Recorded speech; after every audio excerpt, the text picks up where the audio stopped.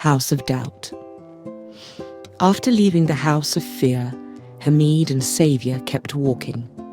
The next house was taller. Hamid said, "Let's rest and sit on a big rock." They sat quietly for a few minutes, thinking about what just happened. Saviour asked, "Hamid, how did you know how to beat fear?" Hamid answered, "When we went in, fear was sitting at the table. It was a little bigger than me. I saw that the more I was afraid, the stronger fear became. So, I thought, what if I didn't feel scared?" "We all have fears," Saviour said. "Good job." I felt helpless.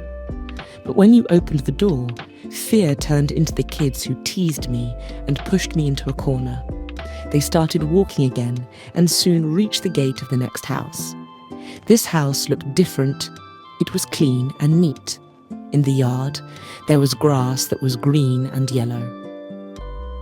Hamid saw a tree in front of the house, but he couldn't tell what kind it was. The tree bloomed quickly, then lost its leaves just as fast.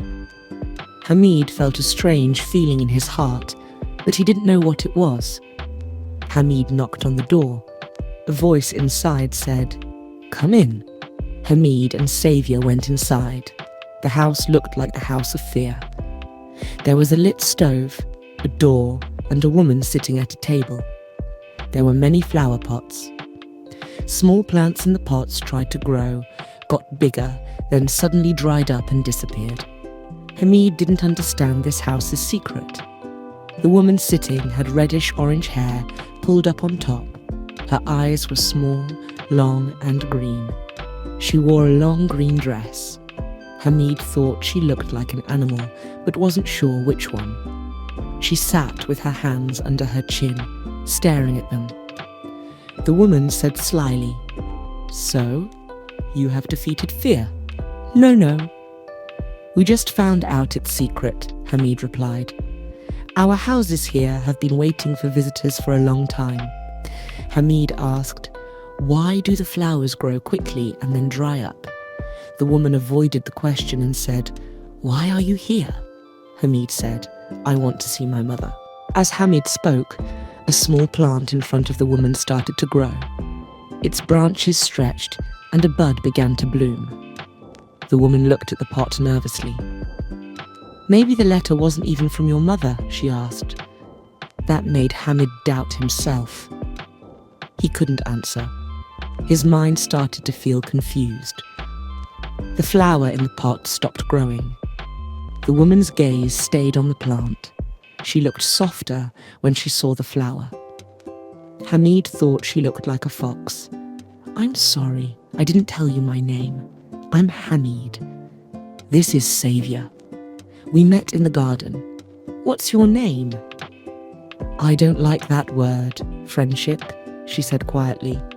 "Doubt has no friends." She looked at the pot and said, "This is the house of doubt. I am doubt. To go to the last house, you have to beat me." Her words made Hamid start to doubt what he really wanted. His belief in his wish was weakening. Doubt pointed at the pot. "See this? That's your heart. The flower is your desire." She stood up, and Hamid thought that doubt looked like a fox. She didn't fly like fear, but her legs were hard to see because of her long dress. Her feet were hidden. "The door will only open when the flower blooms," she said.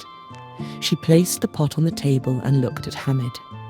Hamid wondered, "How can I make a flower bloom? I can't control that."